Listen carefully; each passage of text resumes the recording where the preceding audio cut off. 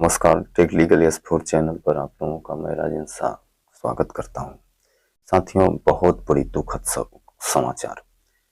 समाचार आ रही है। कल रात यानी कि मंगलवार की रात को लगभग 10:30 बजे विशाल सहारा साम्राज्य स्थापित करने वाले सहारा प्रमुख सुब्रत राय का लंबी बीमारी के कारण कल एक निजी अस्पताल में बंबई में निधन हो गया है।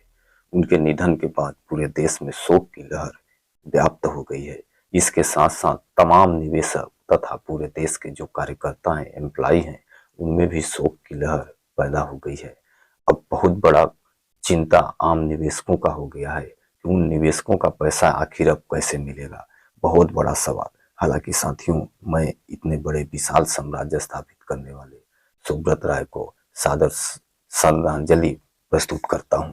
उन्होंने इतने बड़े लोगों, पूरे देश में इतने बड़े जनसमूह के लोगों को रोजगार दिया तथा निवेश करने की एक आदत डलवाई। लेकिन अब उन निवेशकों का क्या होगा, बहुत बड़ा संकट मंडराता हुआ नजर दिखाई दे रहा है।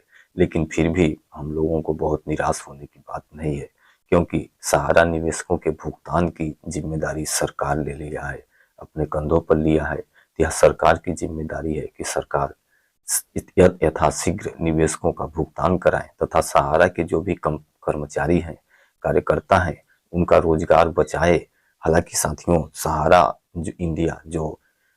सहारा इंडिया परिवार जिसका गठन सुब्रत राय सहारा ने किया था, उसका कोई मालिक नहीं था। हालांकि सुब्रत राय सहारा भी मालिक नहीं थे, ये एक संस्थापक सदस्य थे। तो मालिक न होने के कारण उसका जो पैटर्न है, उस पैटर्न के हिसाब से अगर सरकार चाहे तो सहारा इंडिया परिवार पहले की भांति ही चलती रहेगी। उसके ऊपर कोई आक्षेप नहीं आएगा, क्योंकि यह मालिक नहीं थे, यह भी सैलरी लेते थे, यह भी एक कर्मचारी थे।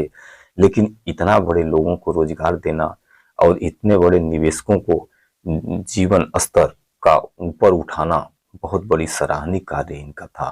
साथियों, एक बार पुनः मैं सहारा श्री को श्रद्धांजलि प्रस्तुत करते हुए बहुत खेद प्रकट कर रहा हूं, बहुत दुख जता रहा हूं कि इतने बड़े महान व्यक्तित्व के धनी व्यक्ति का निधन आकस्मिक रूप से हो गया है। साथियों, नमस्कार।